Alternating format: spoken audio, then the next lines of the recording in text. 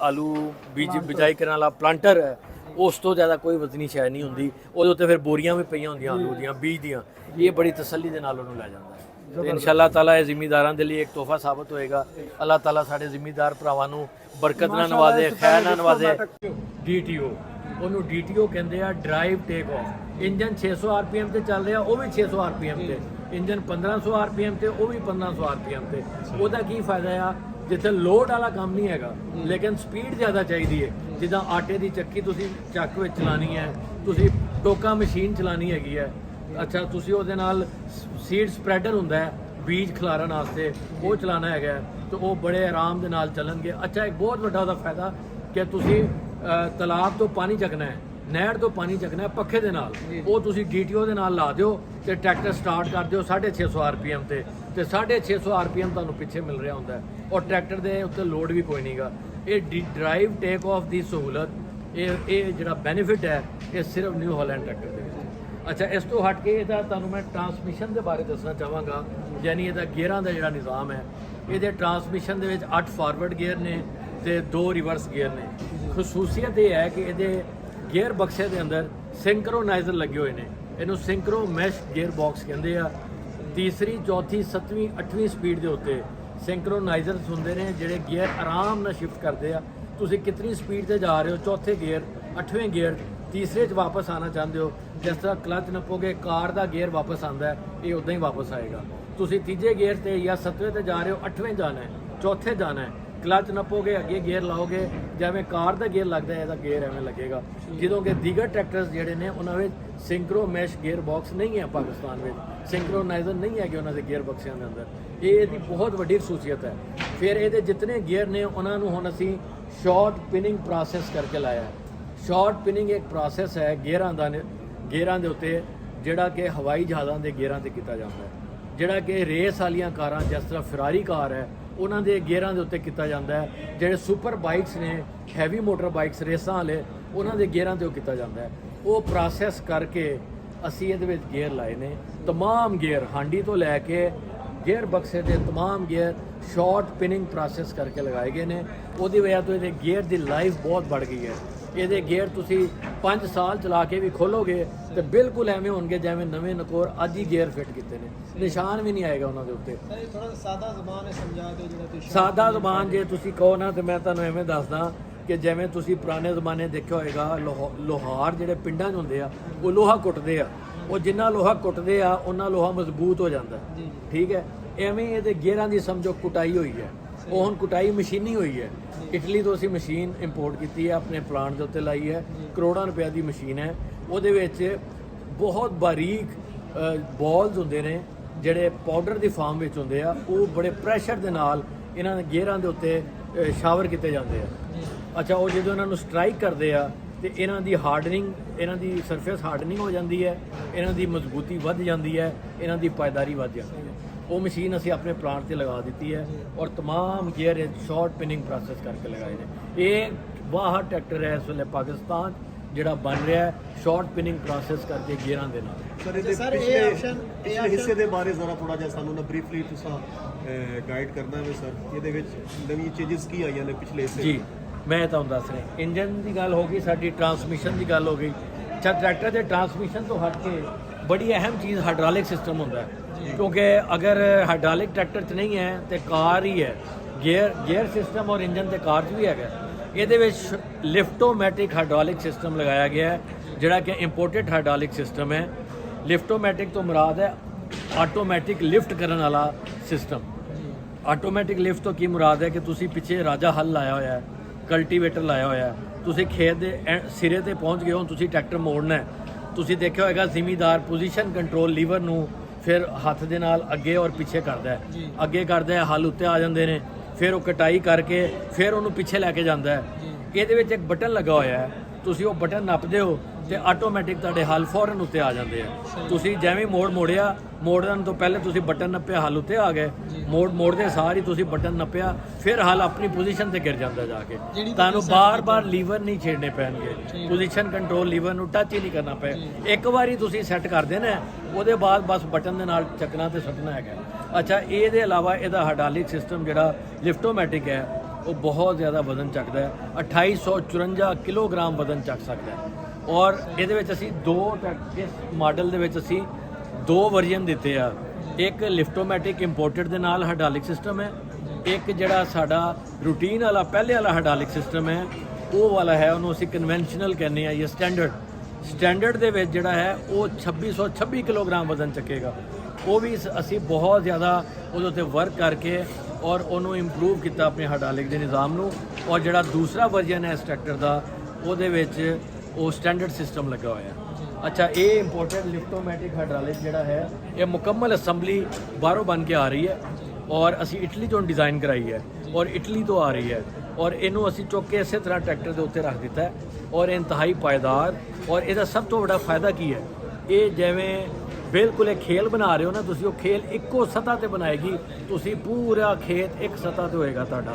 ਤੁਸੀਂ ਲੇਜ਼ਰ ਨਾਲ ਕੰਮ ਕਰ ਰਹੇ ਹੋ, ਇਹਦੇ ਵਿੱਚ ਨਾ ਤੇ ਜਰਕਿੰਗ ਹੋਏਗੀ, ਨਾ ਸਿੰਕਿੰਗ ਹੋਏ, ਨਾ ਟੁੱਬੀ ਮਾਰੇਗਾ, ਨਾ ਝਟਕੇ ਲਾਏਗਾ। ਤੁਸੀਂ ਆਲੂ ਦਾ ਕੰਮ ਕਰਨਾ ਚਾਹੁੰਦੇ ਹੋ, ਆਲੂ ਦੀ ਖੇਲਾਂ ਬਣਾਉਣੀਆਂ ਨੇ, ਆਲੂ ਦਾ ਬੀਜ ਲਾਣਾ ਹੈਗਾ, ਤੁਸੀਂ ਮਕਈ ਲਗਾਉਣੀ ਹੈਗੀ ਹੈ। ਅੱਛਾ, ਉਹਦੇ ਬਾਅਦ ਤੁਸੀਂ ਹੁਣ ਟਨਲ ਫਾਰਮਿੰਗ ਵਾਲੇ ਭਰਾ ਸਾਡੇ ਸਾਰੇ ਇਹ ਵੀ ਇਸ ਵੇਲੇ ਖੇਲਾਂ ਦੇ ਉੱਤੇ ਟਨਲ ਫਾਰਮਿੰਗ ਕਰਦੇ ਆ, ਉਹਨਾਂ ਲਈ ਇਹ ਬਿਹਤਰੀਨ ਆਪਸ਼ਨ ਹੈਗਾ। ਇਹ ਬਿਲਕੁਲ ਯਕਸਾਂ ਤੁਹਾਡਾ ਪੂਰਾ ਖੇਤ ਇੱਕੋ ਲੈਵਲ ਦੇ ਉੱਤੇ ਰੱਖੇਗਾ ਔਰ ਬਣਾਏਗਾ। ਔਰ ਲੇਜ਼ਰ ਦੇ ਲਈ ਵੀ ਇੰਤਹਾਈ ਮੁਸਰ ਟਰੈਕਟਰ ਹੈਗਾ। ਅੱਛਾ, ਉਸ ਤੋਂ ਹਟ ਕੇ ਇਹਦੇ ਵਿੱਚ ਤੁਸੀਂ ਦੇਖ ਲਓ ਪਿੱਛੇ ਵੀ ਵੇਟ ਦਿੱਤੇ ਹੋਏ ਵੀਲਸ ਦੇ ਵਿੱਚ। ਇਹ ਵੀਲਸ ਇਹਦਾ ਕੀ ਫਾਇਦਾ ਹੈ ਕਿ ਤੁਹਾਡਾ ਪਿੱਛੇ ਕਿੰਨਾ ਵੱਡਾ ਤੁਸੀਂ ਹੱਲ ਲਾਤਾ ਹੈ, 5 ਫਾਲਾ ਚੀਜ਼ ਲਾਤਾ। ਹੁਣ ਟਾਇਰ ਅਗਰ ਸਲਿਪ ਕਰੇਗਾ ਦੂਸਰਾ ਟਰੈਕਟਰ ਹੋਏਗਾ, ਇਸ ਵੇਟ ਦੀ ਵਜ੍ਹਾ ਤੋਂ ਟਰੈਕਟਰ ਦਾ ਟਾਇਰ ਜੰਮ ਕੇ ਚੱਲਦਾ, ਉਹਦੀ ਟਰੈਕਸ਼ਨ ਵੱਧ ਜਾਂਦੀ ਹੈ। ਟਰੈਕਸ਼ਨ ਵਧਣ ਦੇ ਨਾਲ ਟਰੈਕਟਰ ਦਾ ਟਾਇਰ ਸਲਿਪ ਨਹੀਂ ਮਾਰਦਾ, ਤੁਹਾਡਾ ਡੀਜ਼ਲ ਵੀ ਜ਼ਾਇਆ ਨਹੀਂ ਹੁੰਦਾ, ਟਾਇਰ ਦੀ ਲਾਈਫ ਵੀ ਵੱਧ ਜਾਂਦੀ ਹੈ ਔਰ ਤੁਹਾਡਾ ਟਾਈਮ ਵੀ ਜ਼ਾਇਆ ਨਹੀਂ ਹੁੰਦਾ, ਜਲਦੀ ਤੁਹਾਡਾ ਕੰਮ ਹੋ ਜਾਂਦਾ ਹੈ। ਇਸ ਟਰੈਕਟਰ ਦੀ ਰਫ਼ਤਾਰ ਤਕਰੀਬਨ 33.9 ਕਿਲੋਮੀਟਰ ਫੀ ਘੰਟਾ ਮੈਕਸਿਮਮ ਰਫ਼ਤਾਰ ਹੈ ਔਰ ਇਹ ਥੋੜੇ ਵਕਤ ਦੇ ਵਿੱਚ ਜ਼ਿਆਦਾ ਕੰਮ ਕਰ ਦੇਗਾ। ਮਿਨੀਮਮ ਸਰ ਮਿਨੀਮਮ ਹੈ 3.11। ਸਾਰੇ ਦਾ ਪੀਟੀਓ ਦੇ ਚੱਕਰਾਂ ਦੇ ਬਾਰੇ ਥੋੜੀ ਇਨਫੋਰਮੇਸ਼ਨ ਜੀ। ਪੀਟੀਓ ਦੇ ਚੱਕਰ ਜਿਹੜੇ ਨੇ ਇਹਦੇ 2150 ਆਰਪੀਐਮ ਦੇ ਉੱਤੇ 540 ਚੱਕਰ ਹੁੰਦੇ। ਇਹ ਵਰਲਡ ਵਾਈਡ ਇਸੇ ਤਰ੍ਹਾਂ ਹੀ ਪੀਟੀਓ 540 ਚੱਕਰਾਂ ਤੇ ਚੱਲਦੀ ਹੈ। ਥੋੜਾ ਜਿਹਾ ਤੁਸੀਂ ਜਦੋਂ ਆਰਪੀਐਮ 2500 ਤੱਕ ਲੈ ਜਾਂਦੇ ਹੋ ਤਾਂ 6-650 650 ਆਰਪੀਐਮ ਤੱਕ ਜਾਏਗੀ। ਇਸ ਤੋਂ ਉੱਤੇ ਨਹੀਂ ਜਾਏਗੀ ਪੀਟੀਓ, ਕਿਉਂਕਿ ਪਾਵਰ ਟੇਕ ਆਫ ਹੈ। ਜਿਹੜਾ ਕੰਮ ਪਾਵਰ ਵਾਲਾ ਜਿੱਥੇ ਤਾਕਤ ਚਾਹੀਦੀ ਹੈਗੀ ਹੈ ਤੁਹਾਨੂੰ, ਉਹ ਪੀਟੀਓ ਨਾਲ ਆਪਾਂ ਕਰਨਾ ਹੈ। ਜਿਵੇਂ ਬੋਰ ਹੈ, ਜਿਵੇਂ ਥ੍ਰੈਸ਼ਰ ਹੈਗਾ, ਫਿਰ ਜਿਵੇਂ ਸਟਾਰ ਚਾਪਰ ਹੈਗਾ, ਰੂਟਾਵੇਟਰ ਹੈਗਾ। ਇਸ ਲਈ ਤੁਸੀਂ ਉੱਥੇ ਚੱਕਰ ਜ਼ਿਆਦਾ ਨਹੀਂ ਦੇ ਸਕਦੇ, ਪਾਵਰ ਤੁਹਾਨੂੰ ਜ਼ਿਆਦਾ ਚਾਹੀਦੀ ਹੈ।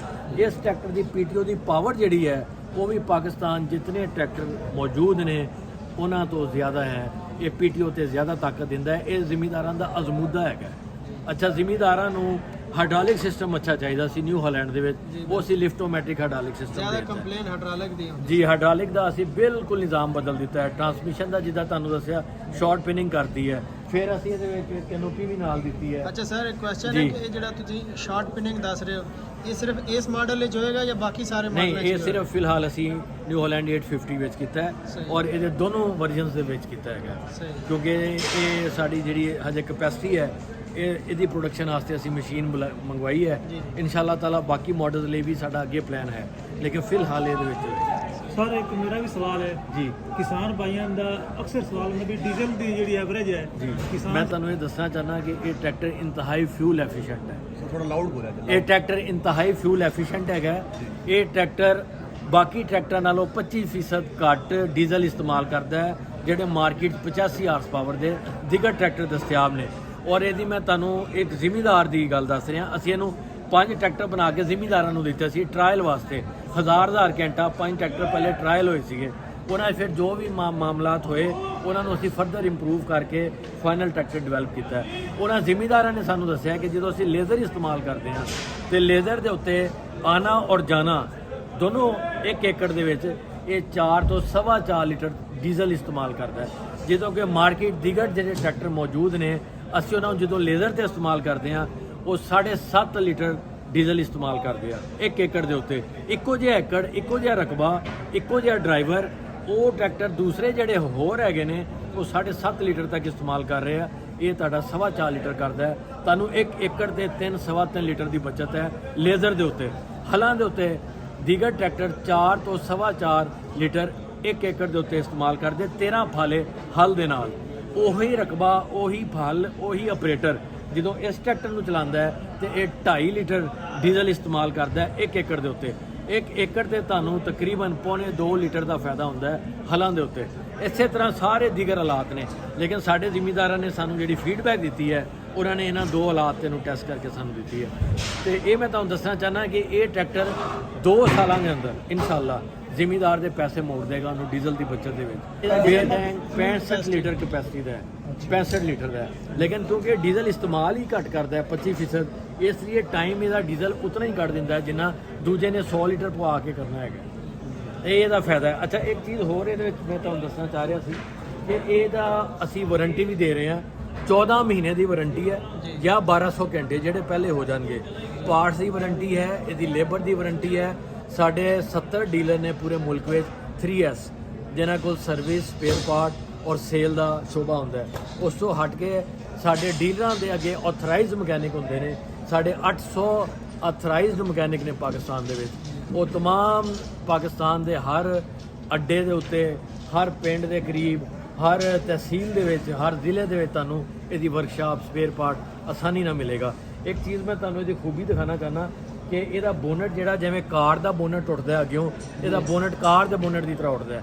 ਪੂਰਾ ਬੋਨਟ ਸਿੱਧਾ 90 ਡਿਗਰੀ ਤੇ ਉੱਠ ਜਾਂਦਾ ਹੈ ਤੇ ਤੁਸੀਂ ਇਹਦਾ ਕੋਈ ਵੀ ਕੰਮ ਕਰਨਾ ਚਾਹੁੰਦੇ ਨੇ, ਮਿਸਤਰੀ ਕਰਨਾ ਚਾਹੁੰਦਾ ਹੈ, ਜ਼ਿਮੀਂਦਾਰ ਖੁਦ ਉਹਦਾ ਕੋਈ ਸਫਾਈ ਕਰਨਾ ਚਾਹੁੰਦਾ ਹੈ, ਕੋਈ ਫਿਲਟਰ ਚੇਂਜ ਕਰਨੇ ਨੇ, ਆਸਾਨੀ ਦੇ ਨਾਲ ਕਰ ਸਕਦਾ ਹੈ।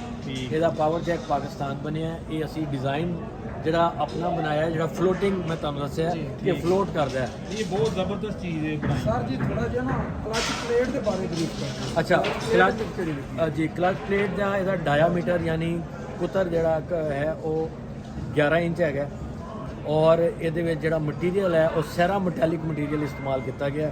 ਜਿਹੜਾ ਸਾਡੇ ਛੋਟੇ ਟਰੈਕਟਰ ਨੇ 55 ਹਾਰਸ ਪਾਵਰ, 65 ਹਾਰਸ ਪਾਵਰ, ਉਹਨਾਂ ਵਿੱਚ ਇਹ ਮਟੀਰੀਅਲ ਇਸਤੇਮਾਲ ਨਹੀਂ ਹੁੰਦਾ। ਇਹ ਜ਼ਿਆਦਾ ਲੌਂਗ ਲਾਈਫ ਹੈ।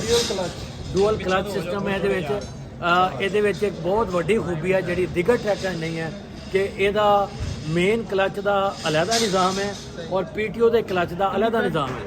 ਇਹ ਦੇਖੋ ਤੁਸੀਂ, ਇਹ ਪੀਟੀਓ ਦੇ ਕਲਚ ਲਈ ਇਹਦੇ ਵਿੱਚ ਇੱਥੇ ਹੱਥ ਵਾਲਾ ਲੀਵਰ ਲੱਗਾ ਹੋਇਆ ਹੈ। ਤੁਸੀਂ ਇਹਨੂੰ ਉੱਤੇ ਚੱਕੋਗੇ, ਇਹ ਚੱਕਿਆ ਗਿਆ ਤੇ ਇਹ ਪੀਟੀਓ ਕਲਚ ਇੰਗੇਜ ਹੋ ਜਾਏਗਾ ਇੱਥੋਂ ਹੀ। ਅੱਛਾ, ਮੇਨ ਕਲਚ ਵਾਸਤੇ ਉਧਰ ਲੀਵਰ ਲੱਗਾ ਹੋਇਆ ਹੈ, ਜਦੋਂ ਕਿ ਦੂਸਰੇ ਟਰੈਕਟਰ ਜਿਹੜੇ ਮੌਜੂਦ ਨੇ ਪਾਕਿਸਤਾਨ, ਉਹਨਾਂ 'ਚ ਇੱਕ ਹੀ ਕਲਚ ਹੁੰਦਾ ਹੈ। ਅੱਛਾ, ਉਦੋਂ ਜਦੋਂ ਜ਼ਿਮੀਂਦਾਰ ਨੇ ਥ੍ਰੈਸ਼ਰ ਲਾਣਾ ਹੁੰਦਾ ਉਹਨੂੰ ਬੜਾ ਮਸਲਾ ਹੁੰਦਾ ਹੈ, ਉਹ ਫਿਰ ਜਾ ਕੇ ਕਲਚ ਦੀ ਐਡਜਸਟਮੈਂਟ ਕਰਾਉਂਦੇ ਆ। ਰੋਟਾਵੇਟਰ ਚਲਾਉਣਾ ਹੁੰਦਾ ਉਹਨੂੰ ਬੜੀ ਦਿੱਕਤ ਆਉਂਦੀ ਹੈ।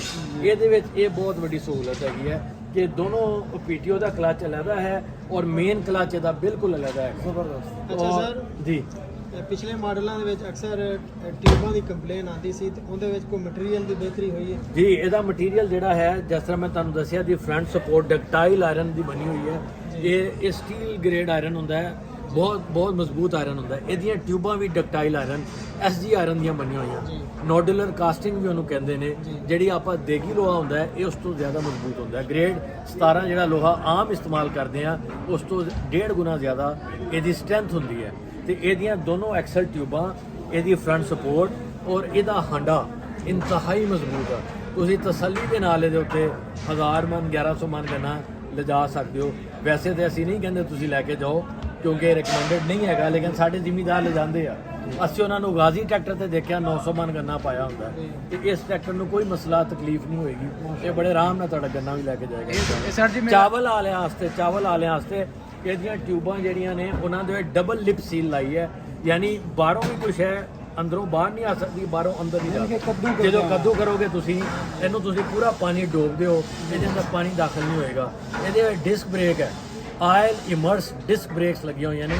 ਇੰਤਹਾਈ ਤਾਕਤਵਰ ਇਹਦੀ ਬ੍ਰੇਕ ਹੈਗੀ ਹੈ ਔਰ ਤੁਸੀਂ ਰੋਡ ਦੇ ਉੱਤੇ ਜਾ ਰਹੇ ਹੋ ਸਪੀਡ ਤੇ ਬੜੇ ਆਰਾਮ ਨਾਲ ਲੱਗੇਗੀ ਬ੍ਰੇਕ।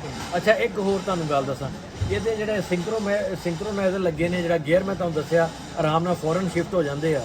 ਉਹਦੀ ਵਜ੍ਹਾ ਤੋਂ ਤੁਸੀਂ ਪਹਾੜੀ ਇਲਾਕੇ ਤੇ ਜਾ ਰਹੇ ਹੋ ਜਾਂ ਸਲੋਪ ਤੇ ਥੱਲੇ ਆ ਰਹੇ ਹੋ, ਇੱਕ ਪਾਸੇ ਤੁਸੀਂ ਬ੍ਰੇਕ ਲਾਈ ਨਾਲ ਹੀ ਤੁਸੀਂ ਗੇਅਰ ਚੇਂਜ ਕੀਤਾ, ਤੁਹਾਡਾ ਟਰੈਕਟਰ ਆਰਾਮ ਨਾਲ ਸਲੋ ਹੋ ਜਾਏਗਾ, ਕੰਟਰੋਲ 'ਚ ਰਹੇਗਾ ਔਰ ਤੁਸੀਂ ਰੋਕ ਸਕਦੇ ਹੋ। ਇਹ ਇਹਦੇ ਵਿੱਚ ਇੱਕ ਹੋਰ ਸਹੂਲਤ ਹੈ। ਇਹ ਮੈਂ ਤੁਹਾਨੂੰ ਖੋਲ ਕੇ ਵੀ ਦਿਖਾਣਾ ਚਾਹਾਂਗਾ ਅਗਰ ਤੁਸੀਂ ਇਜਾਜ਼ਤ ਦਿਓ। ਜੀ ਬੋਲੋ ਸਰ, ਆਪਣਾ ਇਹ ਕਨੋਪੀ ਔਰ ਇਹਦੇ ਨਾਲ ਹਿੱਚ ਜਿਹੜੀ ਉਹ ਇਨਕਲੂਡ ਰਹੇਗੀ? ਜੀ, ਇਹ ਕੈਨੋਪੀ ਔਰ ਹਿੱਚ ਬਿਲਕੁਲ ਇਹਦੇ ਨਾਲ ਹੈ ਔਰ ਇਹ ਤੋਹਫੇ ਦੇ ਤੌਰ ਤੇ ਅਸੀਂ ਜ਼ਿਮੀਂਦਾਰਾਂ ਨੂੰ ਦੇ ਰਹੇ ਹਾਂ। ਦੇਖੋ ਇਹਦੇ ਵਿੱਚ ਵੇਟ, ਅਗਲੇ ਵੇਟ, ਠੀਕ ਹੈ, ਕੈਨੋਪੀ, ਪਿੱਛੇ ਟੋਇੰਗ ਹੁੱਕ, ਇਹ ਸਾਰੀਆਂ ਚੀਜ਼ਾਂ ਦੇ ਨਾਲ सर अगर ओपन करें जो सर आप सर लाइन लास्ट में ना प्राइस बता दें पहले जी। कि लिफ्टोमेटिक की और जो सादा है इनके दोनों का प्राइस का कितना डिफरेंस है? ਜੀ ਮੈਂ ਤੁਹਾਨੂੰ ਬਿਲਕੁਲ ਦੱਸਦਾ ਇਹ ਮੇਰਾ ਬਗੈਰ ਲਿਫਟੋਮੈਟਿਕ ਦੇ ਹੈ ਉਹਦੇ ਵਿੱਚ ਕੈਨੋਪੀ ਨਹੀਂ ਹੈਗੀ, ਬਾਕੀ ਸਭ ਕੁਝ ਸਹੀ ਹੈਗਾ ਤੇ ਹਾਈਡ੍ਰੋਲਿਕ ਸਿਸਟਮ ਉਹਦਾ ਕਨਵੈਨਸ਼ਨਲ ਹੈ, ਲਿਫਟੋਮੈਟਿਕ ਨਹੀਂਗਾ। ਉਹ 36,67,000 रुपए ਦਾ ਔਰ ਇਹ ਤਾਰਫੀ ਕੀਮਤ ਹੈ, ਇਹ ਦਸੰਬਰ ਤੱਕ ਦੀ ਕੀਮਤ ਹੈ। ਦਸੰਬਰ ਤੱਕ ਜਿਹੜੇ ਬੁੱਕ ਹੋ ਜਾਣਗੇ ਅਸੀਂ ਇਸੇ ਰੇਟ ਤੇ ਦੇਵਾਂਗੇ। ਜਨਵਰੀ ਤੋਂ ਇਹਦੀ ਕੀਮਤ ਤਬਦੀਲ ਹੋ ਜਾਏਗੀ, ਇਹ ਅਸੀਂ ਤਾਰਫੀ ਕੀਮਤ ਦੇ क्या बात है सर, ਤੁਸੀਂ ਦੇਖੋ ਜਿਵੇਂ ਡਬਲ ਜੈਕ ਲੱਗੇ ਨੇ ਇਹ ਵੀ ਇੰਪੋਰਟਡ ਜੈਕ ਹੈਗੇ ਆ। ਹੁਣ ਜ਼ਿਮੀਦਾਰ ਦੇਖਣਾ ਚਾਹੁੰਦਾ ਹੈ ਉਹ ਜਨਾਬ ਉਹਨੇ ਆਇਲ ਚੈੱਕ ਕਰਨਾ ਹੈ, ਰੇਡੀਏਟਰ ਚੈੱਕ ਕਰਨਾ ਹੈ, ਬੈਟਰੀ ਚੈੱਕ ਕਰਨੀ ਹੈ, ਉਹਦਾ ਕੋਈ ਵੀ ਕੰਮ ਹੈਗਾ ਆਰਾਮ ਨਾਲ ਚੱਲਦਾ ਫਿਰਦਾ ਦੋਨੋਂ ਪਾਸਿਓਂ ਚੌਰੋਂ ਪਾਸਿਓਂ ਤਸੱਲੀ ਨਾਲ ਕੰਮ ਕਰ ਸਕਦਾ ਹੈ। ਕਿਸੇ ਮਕੈਨਿਕ ਨੂੰ ਕੋਈ ਕੰਮ ਪੈ ਗਿਆ ਤੇ ਉਹਦਾ ਹੱਥ ਆਰਾਮ ਨਾਲ ਹਰ ਸਾਈਡ ਦੇ ਜਾ ਸਕਦਾ ਔਰ ਤਸੱਲੀ ਨਾਲ ਕੰਮ ਕਰ ਸਕਦਾ। ਇਹ ਦੇਖੋ ਇਹਦਾ ਪਿਛਲਾ ਹਿੱਸਾ ਇੱਕ ਚੀਜ਼ ਮੈਂ ਤੁਹਾਨੂੰ ਨਹੀਂ ਦੱਸ ਸਕਿਆ, जरा टॉर्च अपनी ऑन करें जी भाई, बहुत बढ़िया बन रहा ਇੱਕ ਚੀਜ਼ ਮੈਂ ਤੁਹਾਨੂੰ ਇਹ ਵੀ ਦੱਸਾਂ, ਇਹ ਗਰਾਰਾ ਹੈ ਦੇਖੋ ਇੱਧਰ ਵੀ ਲੱਗਾ ਹੋਇਆ ਹੈ, ਇੱਧਰ ਵੀ ਲੱਗਾ ਹੋਇਆ ਹੈ। ਇਸ ਗਰਾਰੇ ਨਾਲ ਇਹਦੇ ਵੀਲ ਦੇ ਉੱਤੇ ਟਾਰਕ ਜ਼ਿਆਦਾ ਮਿਲਦਾ ਹੈ, ਤਾਕਤ ਜ਼ਿਆਦਾ ਮਿਲਦੀ ਹੈ ਔਰ ਵੀਲ ਸਲਿਪ ਨਹੀਂ ਕਰਦਾ। ਇਹ ਹਬ ਰਿਡਕਸ਼ਨ ਇਹਨੂੰ ਕਹਿੰਦੇ ਨੇ। ਇਹ ਐਡਾ ਵੱਡਾ ਇੱਥੋਂ ਲੈ ਕੇ ਇੱਥੇ ਤੱਕ ਇਸ ਗਰਾਰੇ ਦਾ ਸਾਈਜ਼ ਹੁੰਦਾ ਹੈ। ਇਹਨਾਂ ਵਿੱਚ ਕੋਈ ਇਹਦੀ ਹਾਈਟ ਐਡਜਸਟਮੈਂਟ ਵੀ ਹੁੰਦੀ? ਜੀ ਇਹ ਟਰੈਕਟਰ ਉੱਚਾ ਵੀ ਹੋ ਸਕਦਾ ਹੈ, ਅਗਰ ਤੁਸੀਂ ਅੱਗੇ ਲੰਬੇ ਸਪਿੰਡਲ ਪਾ ਦਿਓ ਤੇ ਇਹਦੀ ਟਿਊਬ ਨੂੰ ਤਾਂ ਨੂੰ ਘੁਮਾ ਦਿਓ ਤੇ ਇਹ ਨੀਵਾਂ ਹੋ ਜਾਏਗਾ, ਔਰ ਛੋਟੇ ਸਪਿੰਡਲ ਪਾ ਕੇ ਟਿਊਬ ਤਾਂ ਘੁਮਾ ਦਿਓ ਤੇ ਥੱਲੇ ਚਲਾ ਜਾਏਗਾ 9 ਤੋਂ 10 ਇੰਚ। ਔਰ ਅਗਰ ਤੁਸੀਂ ਟਿਊਬ ਐਵੇਂ ਘੁਮਾ ਦਿਓ ਯਾਨੀ ਥੱਲੇ ਪਾਸੇ ਨੂੰ ਘੁਮਾਓ ਇਹਨੂੰ, ਇਹ ਘੁੰਮ ਜਾਂਦੀ ਹੈ ਇਹਨਾਂ ਨੱਟਾਂ ਦੇ ਉੱਤੇ ਹੀ, ਔਰ ਸਪਿੰਡਲ ਲੰਬੇ ਪਾ ਦਿਓ ਤੇ ਇਹ ਤਕਰੀਬਨ 9 ਇੰਚ ਉੱਚੇ ਹੋ ਜਾਏਗਾ। ਉਹਨਾਂ ਤੁਸੀਂ ਫਿਰ ਕਪਾਹ ਦੇ ਉੱਤੇ ਸਪਰੇਅ ਕਰ ਸਕਦੇ ਹੋ। 4-4 ਫੁੱਟ ਦੀ ਕਪਾਹ ਤੇ ਬਗੈਰ ਟਿੰਡੇ ਤੋੜੇ ਤੁਸੀਂ ਇਸ ਟਰੈਕਟਰ ਨਾਲ ਸਪਰੇਅ ਕਰ ਸਕਦੇ ਹੋ। ਇਹਨੂੰ ਹਾਈ ਕਲੀਅਰੈਂਸ ਕਹਿੰਦੇ ਆ। ਇਹ ਹਾਈ ਕਲੀਅਰੈਂਸ ਦੀ ਖਸੂਸੀਅਤ ਸਿਰਫ ਨਿਊ ਹਾਲੈਂਡ ਟਰੈਕਟਰ ਵਿੱਚ ਹੈ। अच्छा, और ग्राउंड क्लियरेंस की है? ਗਰਾਊਂਡ ਕਲੀਅਰੈਂਸ ਇਹਦੀ ਜ਼ਮੀਨ ਤੋਂ ਕਾਫੀ ਜ਼ਿਆਦਾ ਉਚਾਈ ਹੈ, ਉਹਦੀ ਵਜ੍ਹਾ ਤੋਂ ਖਾਲਾ ਟੱਪਣਾ ਹੈ, ਬੰਨਾ ਟੱਪਣਾ ਹੈ, ਖੇਤ ਦੇ ਵਿੱਚ ਉੱਚਾ ਨੀਵਾਂ ਆ ਜਾਂਦਾ ਹੈ ਤੇ ਆਰਾਮ ਦੇ ਨਾਲ ਟਰੈਕਟਰ ਸਮੂਥਲੀ ਗੁਜ਼ਰ ਜਾਂਦਾ ਹੈ, ਥੱਲੇ ਟਕਰਾਏਗਾ। ਸਰ ਜਿਹੜੀ ਇਹਦੀ ਟੂਪਾਂ ਨੇ ਹੁਣ ਇਸ ਥੋੜੇ ਚਾਹ ਰਹੀ ਹੈ ਕਿ ਪਹਿਲੇ ਦੇਗੀ ਲੋਹਾ ਹੁੰਦਾ ਸੀ, ਹੁਣ ਇਹਨੂੰ ਸਟੀਲ ਤੇ ਦੇਗੀ ਲੋਹੇ ਨੂੰ ਮਿਕਸ ਕਰਕੇ ਤੇ ਮਜ਼ੀਦ ਜੀ ਇਹਨੂੰ ਐਸਜੀ ਆਇਰਨ ਕਹਿੰਦੇ ਨੇ, ਡਕਟਾਈਲ ਆਇਰਨ ਵੀ ਕਹਿੰਦੇ ਨੇ।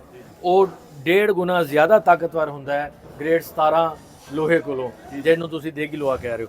ਉਹ ਇਹ ਡਕਟਾਈਲ ਆਇਰਨ ਦੀਆਂ ਐਕਸਲ ਟਿਊਬਾਂ ਲਾਈਆਂ ਹੋਈਆਂ ਨੇ, ਦੋਨੋਂ ਐਕਸਲ ਟਿਊਬਾਂ। ਇਹ ਐਡਜਸਟਮੈਂਟ ਵਾਲੀ ਤੁਸੀਂ ਥੱਲੇ ਉੱਪਰ ਕਰ ਸਕਦੇ ਹੋ?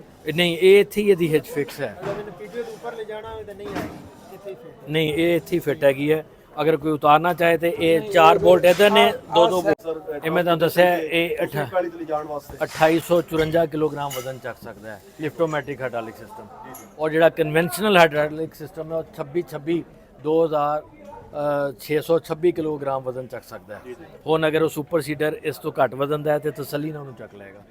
ਹਾਂਜੀ, ਔਰ ਫਿਰ ਮੈਂ ਇੱਕ ਵਾਰੀ ਕਹਾਂਗਾ ਕਿ 72 ਫਾਲਾ ਰੂਟਾਵੇਟਰ ਕੋਈ ਟਰੈਕਟਰ ਨਹੀਂ ਚਲਾਉਂਦਾ। ਉਹਨੇ ਉਹ ਬੜਾ ਪਸੰਦ ਕੀਤਾ ਸੀ, ਫਿਰ ਦਾ ਕੁਆਡਰਾਲਿਕ ਨਹੀਂ ਖੁੱਲੇ ਜੀ ਫਿਰ ਉਹ ਕੰਪਨੀ ਨੇ ਬਸ ਡਿਸਕੰਟੀਨਿਊ ਕਰਤਾ ਸੀ। ਲੇਕਿਨ ਹੁਣ ਟੋਟਲ इंशाल्लाह ताला ये ट्रैक्टर ਤੁਹਾਡਾ लिफ्टोमेटिक ना आएगा। जी सर, मेरा आखिरी सवाल है, इसमें कौन कौन से मॉडल 4x4 भी है इसमें? अच्छा 4x4 भी है, वो हमारा पहले मॉडल था NS 7056 4x4। जी जी, वो हमने डिसकंटिन्यू किया हुआ है, उस पर हमारा बहुत काम हो गया है। इंशाल्लाह ताला अन करीब हम उसको भी लॉन्च कर देंगे, उसका इम्प्रूव्ड वर्जन जो होगा इंशाल्लाह। 850 में 4x4 नहीं है? जी फिलहाल 850 में 4x4 नहीं है। ठीक है सर, शुक्रिया। ओके जी। अस्सलाम वालेकुम।